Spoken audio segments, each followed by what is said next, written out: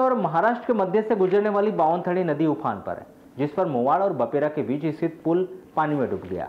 ऐसे में इस मार्ग से दोनों प्रदेश का संपर्क ही टूट चुका है। हालांकि नदी में शाम के बाद जलस्तर कम होता दिखाई दे रहा है।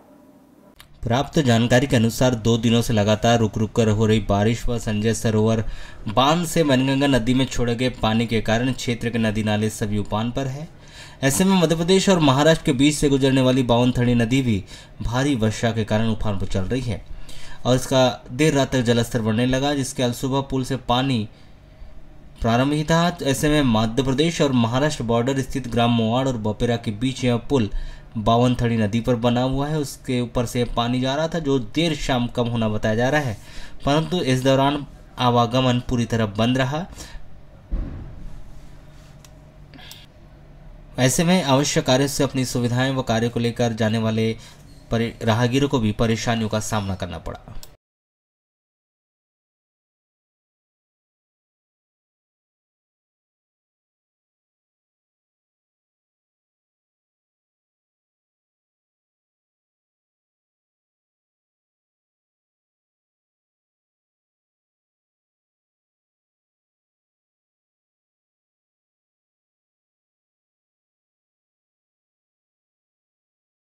बीते दिनों से शुरू हुई बारिश रुक रुक कर ही सही पर बंद होने का नाम नहीं ले रही। इधर वनगंगा नदी का बड़ा जलस्तर भी दूसरे दिन कम होने का नाम नहीं ले रहा। देर शाम फिर एक बार फिर झमाझम बारिश शहर में देखने को मिली। वैसे तो 15 सितंबर को रुक रुक कर ही सही पर दिन भर जिले में बारिश होती ही रही। 16 सितंबर को भी कभी धूप कभी छांव, देर शाम तक बारिश होती रही। वहीं शाम को एक बार फिर मौसम साफ नजर आए, किंतु मौसम विभाग की माने तो अभी 20 सितंबर तक जिले में बारिश होने की संभावना व्यक्त की गई। को बता दें कि 2 दिनों से जारी वर्षा का दौर शनिवार की दोपहर फिर शुरू हो गया। शनिवार को सुबह से दोपहर 3 बजे तक सूरज की लिकाछुपी चलती रही। कई बार धूप तो कई बार मौसम ढका रहा, लेकिन 4 बजे के आसपास काले बादल छाए और लगभग 15 मिनट तक तेज वर्षा हुई। इसके बाद एक बार फिर शुक्रवार को जिले भर में बने हालात दोबारा बनने की संभावना बढ़ गई। दिन भर वर्षा न होने से नदी नालों का जलस्तर सामान्य हो रहा है, लेकिन इस वर्षा ने चिंता बढ़ा दी। हालांकि कृषि विज्ञान केंद्र ने आगामी 20 सितंबर तक हल्की वर्षा का अनुमान जताया। 15 सितंबर से हो रही बारिश और भीमगढ़ बांध से खोले गए 5 गेट से वनगंगा नदी का जलस्तर बढ़ा हुआ है, जो 16 सितंबर को भी कम नहीं हुआ।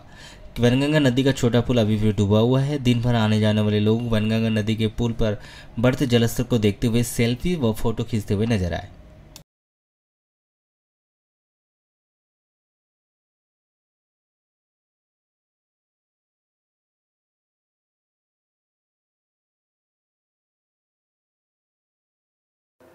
नगर से गांजे की तस्करी के चलते कोतवाली पुलिस ने करीब 5 किलो मादक पदार्थ गांजा के साथ एक महिला सहित 2 लोगों को गिरफ्तार किया है। 16 सितंबर को कोतवाली पुलिस ने कार्रवाई सरेखा बाईपास रोड पर स्थित पुरानी बंद पड़ी कबेलू कारखाने के पास की। गिरफ्तार तीनों व्यक्ति, जिनमें भावना सहारे, विकास शुक्ला दोनों गौतम नगर गोंदिया और सलीम नामक व्यक्ति भरवेली निवासी है। जब्त गांजे की कीमत करीब 70,000 रुपये बताई गई। मिल रही जानकारी के अनुसार 16 सितंबर को विकास शुक्ला भावना सहारे के उड़ीसा से बैग में गांजा लेकर ट्रेन से बालाघाट पहुंचे थे और वे दोनों गांजा को लेकर सरेका बाईपास रोड स्थित पुराने बंद पड़ी कारखाने के पास खड़े होकर ग्राहक का इंतजार कर रहे थे।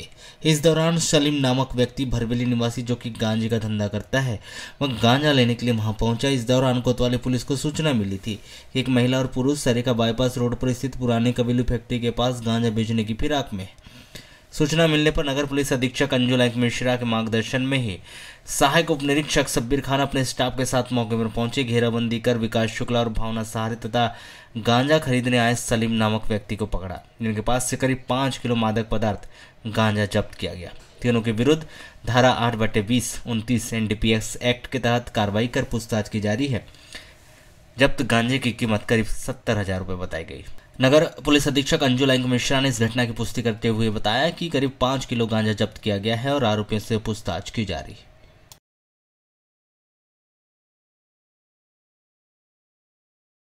आगामी कुछ दिनों में विश्व हिंदू परिषद संगठन के 60 वर्ष पूर्ण हो जाएंगे, जिसको लेकर शनिवार को नगर में बजरंग दल के द्वारा शौर्य जागरण यात्रा निकाली गई।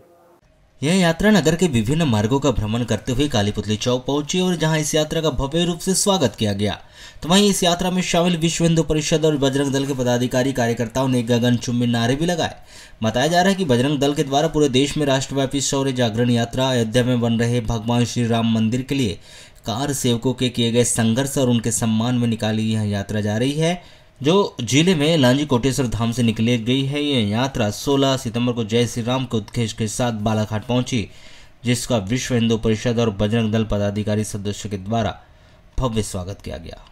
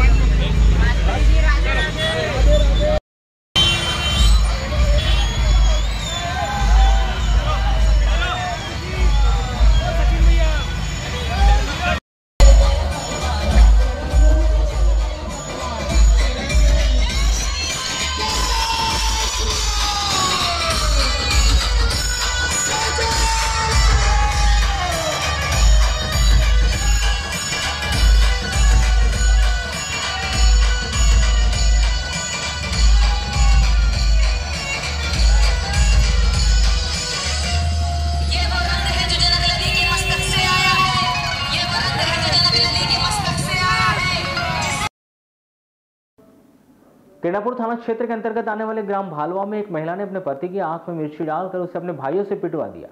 15 सितंबर को यह घटना घरेलू विवाद के चलते हुई।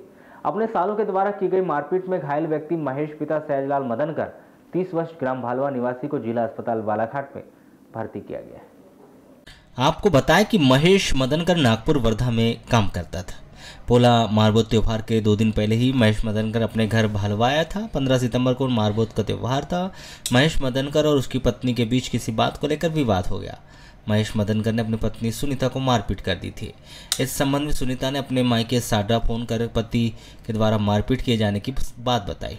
4 बजे करीब जब महेश मदनकर अपने घर में था, तब उसके साले पिंटू भोंगाड़े, मोनू भोंगाड़े मार्शल वाहन से लेकर अपनी बहन के घर भालवा पहुंचे। इस दौरान विवाद होने पर सुनीता ने अपने पति महेश मदनकर की आंख में पीसी हुई मिर्ची झोंक दी और उसके बाद दोनों भाई पिंटू भोंगाड़े और मोनू भोंगाड़े ने महेश मदनकर को जान से मार डालने की धमकी देकर उसे ओभारी और हाथ बुक्कों से मारपीट कर दी, जिससे उसे काफ़ी चोटें आई है।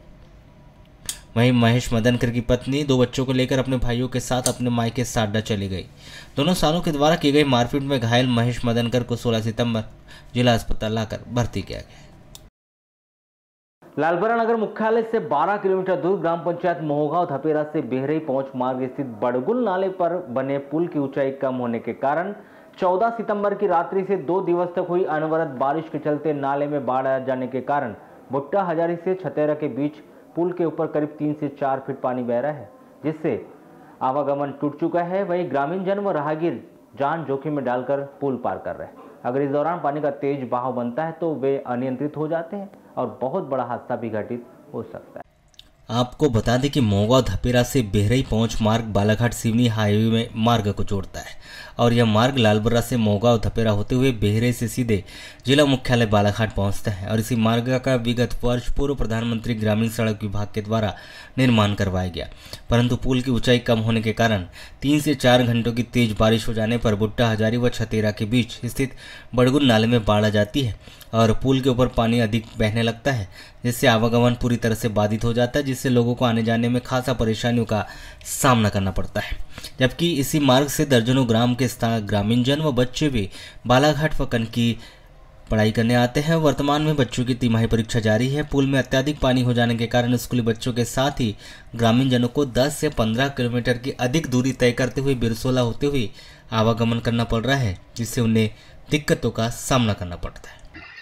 यहाँ वर्षों से ये चले आ रहा है कि अभी वर्तमान में लगभग 36 घंटा हो गया है, ये संपर्क टूट गया है छतेरा बालाघाट और बोट्टे का। यहाँ से कोई आना जाना नहीं हो रहा है।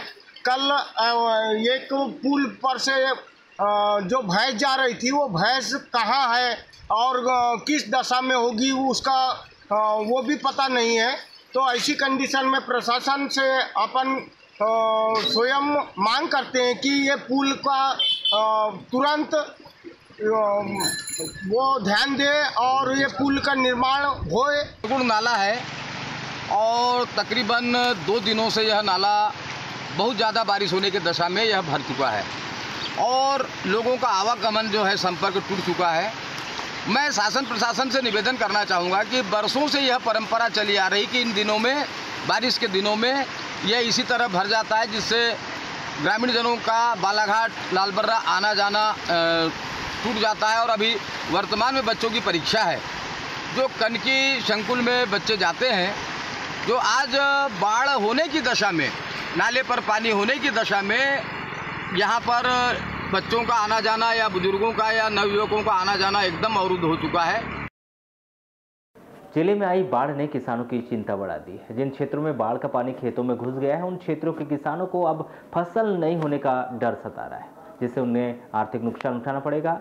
उन्होंने प्रशासन से यह मांग की कि उनके खेतों का सर्वे कराकर किसानों को कोई नुकसान या उसका मुआवजा दिला जाने की मांग की। आपको बता दें कि बीते 2 दिनों से हो रही रुक रुक कर बारिश ने भले ही किसानों को शुरू में राहत दी, पर जैसे ही जिले में कुछ क्षेत्रों में बाढ़ जैसे हालात निर्मित हुए, कुछ नदी नालों में जलस्तर बढ़ने से किसानों के खेतों में बाढ़ का पानी घुस गया, जिससे किसानों की लगी फसल में बाढ़ के पानी में कुछ समय के लिए डूबे रहने के कारण कुछ जगह किसानों की धान की फसल भी खराब हो गई। तो कुछ जगह किसानों को जितनी धान की फसल होना था, अब वो फसल नहीं हो पाएगी।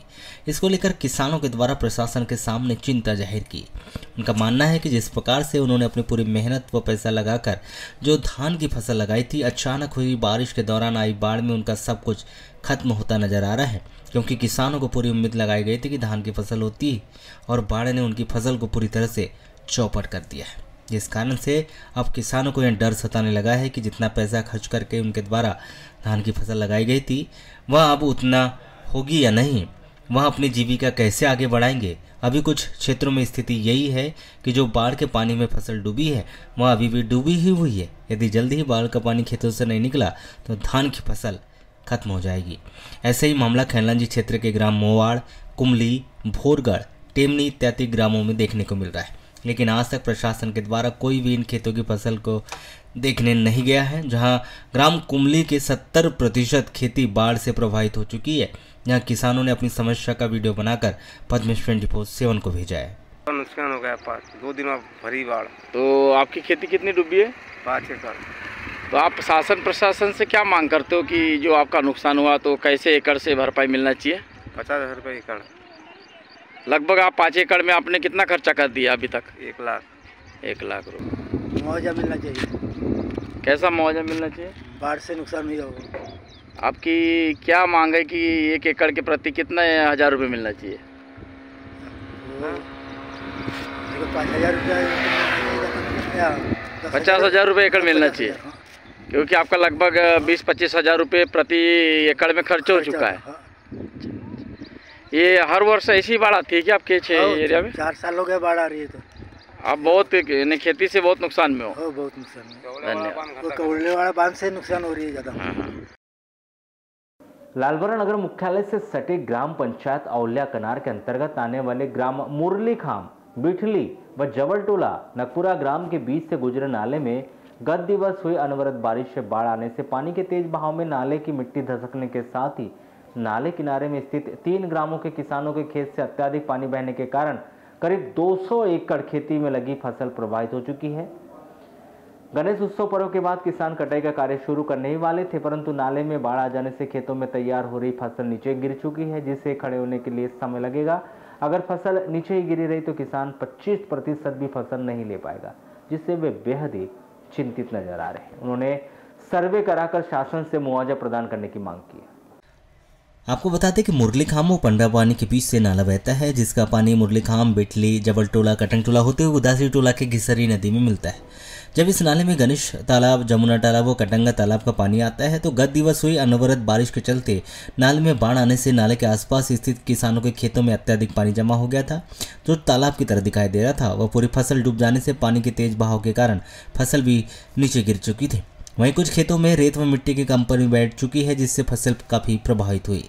साथ ही जगह जगह से नाला क्षतिग्रस्त होने के साथ ही किसानों की खेती भी बह चुकी है और मिट्टी का कटाव हो रहा है, जिससे किसान खासा परेशान है। नाले में बाढ़ आ जाने से मुरलीखाम, बिटली, जबलटोला सहित अन्य ग्रामों के किसानों के खेतों में लगी फसल खराब हुई, जिससे किसान खासा परेशान नजर आ रहे हैं। किसानों ने बाढ़ से प्रभावित हुई फसलों का सर्वे कराकर मुआवजा दिलवाने की मांग शासन प्रशासन से की है। बारिश जो है अचानक एकाएक जो है 14 तारीख को जो बारिश हुई रात्रि में, उससे जो है हमारी आई हुई जो फसल है बस 15-20 दिन के बाद में जो है फसल की जो है कटाई करने लायक फसल पक के तैयार हो गई थी।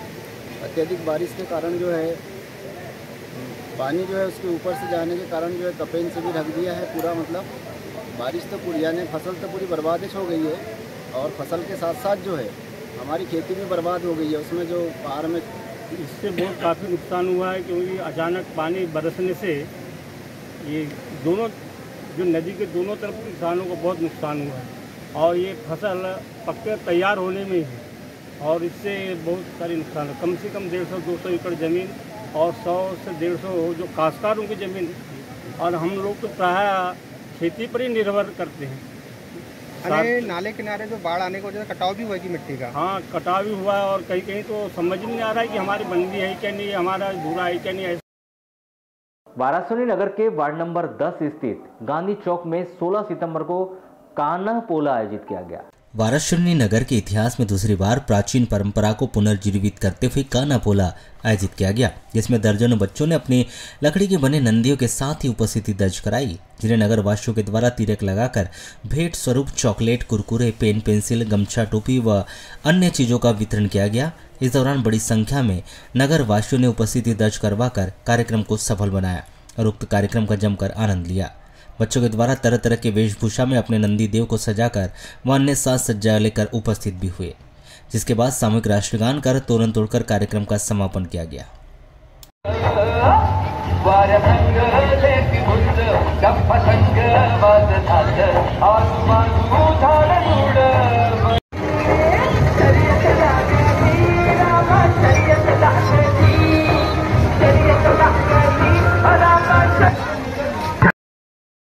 जिले में नक्सली सक्रियता से अति संवेदनशील मछुरदा पुलिस चौकी क्षेत्र के अंतर्गत आने वाली टांडा नदी में मछली मारने गए एक युवक नदी के तेज बहाव में बह गया। 15 सितंबर को यह घटना 2 बजे हुई। यह युवक राजा पिता कमल सिंह मरकाम 24 वर्ष ग्राम मछुरदा निवासी है। इस युवक की स्थानीय गोताखोरों के द्वारा नदी में काफी तलाश की गई, किंतु यह युवक नहीं मिला। प्राप्त जानकारी के अनुसार राजा मरकाम अपने परिवार के साथ खेती किसानी और मजदूरी करता था। बताया गया कि 15 सितंबर को 2 बजे करीब राजा मरकाम अपने भाई सहित 4 लोगों के साथ जाल लेकर टांडा नदी में मछली मारने गए थे। तेज बहाव में बह रही टांडा नदी में मछली मारने जाल फैलाने के दौरान राजा मरकाम नदी के तेज बहाव में बह गया। इस घटना की सूचना मिलते ही मछुरदा पुलिस चौकी प्रभारी ने इस घटना की सूचना अपने वरिष्ठ अधिकारियों को दी। तत्काल मौके पर पहुंचकर स्थानीय गोताखोरों से टांडा नदी में बहे युवक राजा मरकाम की तलाश की गई, किंतु वह नहीं मिला। 16 सितंबर को बिरसा थाना प्रभारी अपने स्टाफ के साथ और तहसीलदार भी साथ में मछुरदा पहुंचे और घटनास्थल का निरीक्षण किया। बताया गया कि टांडा नदी का बारिश के दौरान तेज बहाव रहता है। टांडा नदी आगे चलकर सोन नदी में मिलती है और सोन नदी बाघ नदी में मिलती है। राजेगांव के पास बाघ नदी का बैनगंगा नदी में विलय हो जाता है। वर्षों से लंबित अपनी विभिन्न मांगे पूरी न होने से अशासकीय शिक्षण संघ प्रदेश सरकार से खासा नाराज है, जिन्होंने शनिवार को राधा कृष्णन स्कूल में एक बैठक आयोजित कर प्रदेश सरकार के खिलाफ प्रदर्शन करने की रणनीति बनाई, जहां उन्होंने जिले भर के समस्त निजी स्कूलों में समस्त संगठनों के साथ लेकर सोमवार 18 सितंबर को एक दिवसीय निजी स्कूल बंद रखने का ऐलान करते हुए कलेक्टर कार्यालय में एक ज्ञापन सौंपा है। ज्ञापन में अशासकीय शिक्षण संघ के पदाधिकारियों ने प्रदेश सरकार पर दोहरा रवैया अपनाने का आरोप लगाते हुए वर्षों से लंबित अपनी 9 सूत्री मांगे पूरी किए जाने की गुहार लगाई, जिन्होंने अपनी इन्हीं मांगों को लेकर 18 सितंबर को एक दिवसीय जिले में सभी निजी स्कूलों को बंद कर सांकेतिक प्रदर्शन किए जाने का ऐलान किया। तो वहीं उन्होंने उनकी सभी 9 सूत्री मांगों को पूरा करने के लिए सरकार को 9 दिनों की मोहलत दी, जिन्होंने 9 दिनों में 25 सितंबर तक उनकी समस्त मांगे पूरी न होने पर 27 सितंबर को भोपाल पहुंचकर शिक्षा स्वाभिमान रैली निकालने और प्रदेश के खिलाफ सख्ती प्रदर्शन और प्रदेश सरकार के खिलाफ सख्ती प्रदर्शन किए जाने की चेतावनी दी। शाला समिति हम लोगों को शासन की तरफ से कुछ ऐसे नियम सौंपे जा रहे हैं कि जिन्हें हम सहन ही नहीं कर पा रहे। हमारे स्कूलों पर इसका बड़ा विपरीत प्रभाव पड़ रहा है। जैसे टॉपर बच्चे हमारे भी हैं, लेकिन हमारे बच्चों को स्कूटी नहीं दी गई, बाहर स्कूटी बट रही है सरकारी बच्चों को। हमारे बच्चों को अगर अच्छे से भी मार्क लेते हैं, टॉप भी होते हैं, तो उन्हें MBBS में जाते हैं तो 5% नंबर नहीं मिलेंगे। प्राइवेट स्कूल के बच्चों को नंबर नहीं दिए जाएंगे और सरकारी स्कूल के बच्चों को दिए जाएंगे। उसके बाद हर साल हमारे को रजिस्ट्री करवाना पड़ता है स्कूल की, किरायानामिक रजिस्ट्री। हर बार हमारे को मान्यता शुल्क लगती है। ऐसे बहुत से कारण हैं और सबसे बड़ा कारण है हमारी RT की राशि, जो दूसरे प्रदेशों में ज़्यादा दी जा रही है, हमारे प्रदेश में कम दी जाती है। स्कूल अशासकीय संघ का बालाघाट ब्लॉक अध्यक्ष के रूप में हूँ और जैसे कि कुरैशी मैडम के द्वारा सबको अवगत कराया कि जो प्राइवेट स्कूल के ऊपर जो दोहरी नीति की जो चल रही है, नियम जो सौंपी जा रही है गवर्नमेंट के माध्यम से, तो हम ये चाहते हैं कि ये सभी के लिए एक समान हो और उसी को आज हम एक प्रदेश अशासकीय शिक्षक संघ का जो प्रदेश स्तर पर जो उनके आदेश जो हमें प्राप्त हुए हैं, उसी को हम कलेक्टर साहब के सामने ज्ञापन सौंपने आए हैं, जिसकी आज पूरे private school association Balaghat block से समस्त स्कूल को सूचित किया गया था, जिसकी बैठक doctor Radhakrishna higher secondary school में लगभग 1 बजे रखी गई थी और उसके पश्चात एक साथ एकजुट में होकर ज्ञापन सौंपने के लिए यहाँ उपस्थित हुए। तमिलनाडु के मुख्यमंत्री स्टालिन के पुत्र व तमिलनाडु के शिक्षा मंत्री उदयनिधि के द्वारा हाल ही में सनातन धर्म को लेकर दिए गए बयान से सनातन धर्मावलंबियों की आस्था पर किए गए आघात के विरोध में शनिवार को गायत्री मंदिर हॉल में सनातन महासभा की बैठक आयोजित की गई, जहां वक्ताओं ने इस मुद्दे पर अपने अपने विचार रखते हुए इसे एक सोची समझी साजिश के साथ ही इसे सनातन धर्म के खिलाफ एक बड़ा षड्यंत्र बताया है। जिन्होंने उनके इस बयान के खिलाफ 20 सितंबर को कालीपुतली चौक स्थित श्री हनुमान मंदिर से सनातनियों की एक रैली निकालकर कलेक्टर कार्यालय में ज्ञापन सौंपकर विरोध करने और उनके खिलाफ कड़ी कार्रवाई की जाने की मांग की। जिस प्रकार का देश में सनातन के विरोध में षड्यंत्र चल रहा है और अपना तमिलनाडु में उदयनिधि और डी राजा और ऐसे अन्य अन्य क्षेत्रों में इस प्रकार का वक्तव्य सनातन के विरोध में दे रहे हैं, इनका मुंह तोड़ के जवाब पूरा देश दे रहा है। उसी तारतम्य में आज ये बैठक रखी गई और इस बैठक के माध्यम से वक्ताओं के सभी विचार आए और बुधवार के दिन 3 बजे बड़ी संख्या में जाकर एक ज्ञापन राष्ट्रपति के नाम से, प्रधानमंत्री के नाम से दिया जाएगा और इस बात को सभी समाज ज़्यादा से ज़्यादा संख्या में 3 बजे हनुमान मंदिर अपना डिग्री कॉलेज के बाजू में जो है वहाँ पे सभी लोग इकट्ठे हो, वहाँ से एक रूप में सभी लोग निकलेंगे और कलेक्टर को ज्ञापन देकर इस प्रकार का सनातन के विरोध में इस प्रकार का षड्यंत्र रचा जा रहा है, उसका मुंह तोड़कर जवाब देने का प्रयत्न किया जाएगा। जिला मुख्यालय सहित अन्य ग्रामीण अंचलों में रविवार को भक्तिभाव के साथ भगवान विश्वकर्मा की जयंती मनाई जाएगी, जहां जयंती विशेष पर जिले भर में जगह जगह विभिन्न कार्यक्रम आयोजित किए जाएंगे। जहां जयंती विशेष पर जिले भर में जगह जगह विभिन्न कार्यक्रम आयोजित किए जाएंगे। षष्ठी के रचयिता भगवान विश्वकर्मा की जयंती पर नगर में भी विभिन्न कार्यक्रमों का आयोजन कर विभिन्न समाज संगठनों के द्वारा हर्षोल्लास के साथ विश्वकर्मा जयंती मनाई जाएगी, जिसकी तैयारियां पूर्ण कर ली गई है। जहां विश्व के प्रथम महाशिल्पकार भगवान विश्वकर्मा का अभिषेक, पूजन अर्चन और प्रसाद वितरण सहित अन्य विभिन्न कार्यक्रमों के आयोजन कर जयंती समारोह का समापन किया जाएगा। इसी कड़ी में नगर के बूढ़ी स्थित शासकीय ITI, कमला नेहरू भवन, भवन निर्माण संघ, भारतीय मजदूर संघ कार्यालय और आंवलाझारी स्थित भगवान विश्वकर्मा मंदिर में विभिन्न कार्यक्रम आयोजित किए जाएंगे, जो सुबह से लेकर देर शाम तक चलते रहेंगे।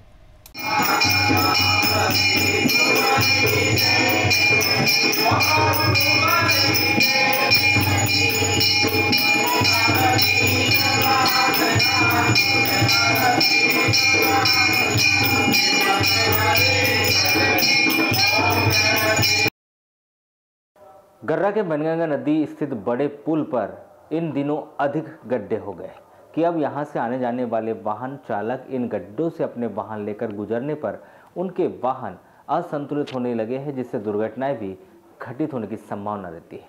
जबकि देखा जाए तो इस पुल से सबसे अधिक आवागमन होता है। इस पुल पर सबसे अधिक यातायात का दबाव भी रहता है, बावजूद इसके कि प्रशासन के द्वारा इस पर कोई ध्यान नहीं दिया जा रहा। आपको बता दें कि गर्रा स्थित वैनगंगा नदी के बड़े पुल पर आए दिन गड्ढे होने की वजह से दुर्घटनाएं घट रही है और यह कोई आज का विषय नहीं है, जबकि हमारे द्वारा गर्रा पुल पर गड्ढे होने की खबर इसके पहले भी प्रकाशित की गई थी, जिस पर यहां से आने जाने वाले राहगीरों के द्वारा मांग की गई थी कि गर्रा स्थित बड़े पुल पर जल्द ही मरम्मतीकरण काम कर इसे ठीक करा जाए, किंतु शासन के द्वारा आज तक इस ओर कोई ध्यान नहीं दिया जा रहा है।